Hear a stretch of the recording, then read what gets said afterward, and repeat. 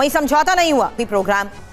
अभिषेक Srivastava sir, ये तो बात साफ है कि अमेरिका की जो इमेज है उस पर डेंट पड़ा है और इसी वजह से ये जो अलग अलग बयान है वो अमेरिकी राष्ट्रपति की तरफ से सामने आ रहे हैं। अब इजराइल ने तो साफ कह दिया है कि वो जंग जारी रखने वाले हैं, अमेरिका कह रहा है कि बातचीत हो रही है, तो क्या दोनों के रास्ते अलग अलग होते दिखाई दे रहे हैं यहाँ पर और इसका क्या असर होगा?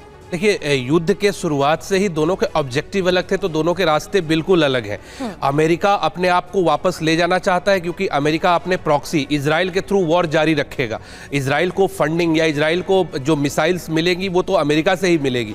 तो अमेरिका वापस भले जा रहा है लेकिन इजराइल के थ्रू वॉर करेगा। पहली चीज। Sorry to button, Donald Trump कह रहे हैं कि उन्होंने अपना ऑब्जेक्टिव अचीव कर लिया। क्या वाकई? और क्या जीत का ऐलान वो कर रहे हैं, वो जीत हासिल कर चुके हैं?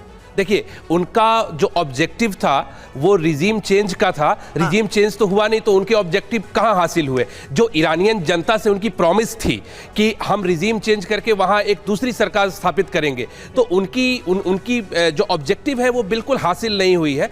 डोनाल्ड ट्रंप लगातार इस तरह के जुमले फेंकते रहते हैं जिसे वो एक नैरेटिव। देखिए, डिप्लोमेसी में एक बड़ा ही खूबसूरत कहावत है कि stories are more powerful than the weapon. तो वो वेपन की हार को अब स्टोरेज के थ्रू इंप्रूव करना चाहते हैं अपनी इमेज को। वो एक समस्या उनको ग्राउंड पे वो देखने को मिलेगी। देखिए, वेनेजुएला हुआ, अब ये क्या कहते हैं, वियतनाम और अफगानिस्तान के बाद ये तीसरी जगह है जहां अमेरिका अपनी इमेज को लूज कर रहा है।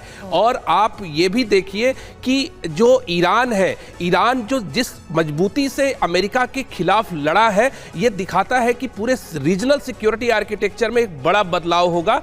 इजराइल अमेरिका का प्रॉक्सी बन के लड़ता रहेगा और जो कल तक, एक महीना पहले तक जो गॉड ऑफ पीस बने हुए थे, अब लॉर्ड ऑफ वॉर बन चुके हैं और वो इस संकट में है कि उन्हें पाकिस्तान जैसे फेल्ड स्टेट की जरूरत पड़ रही है और वो उसका साथ लेकर के पीस स्टैब्लिश करना चाहते हैं। तो मुझे इसमें दो स्ट्रैटेजी दिखती है। एक तो वो 5 दिन का पॉज लेकर के एक वाइडर कंसल्टेशन करना चाह रहे हैं और इसको फेल बता करके फिर से वो एक बड़ी अटैक की प्लानिंग कर रहे होंगे, पहली चीज। या दूसरी चीज कि वो अब अपने आप को पीछे घसीट लेंगे।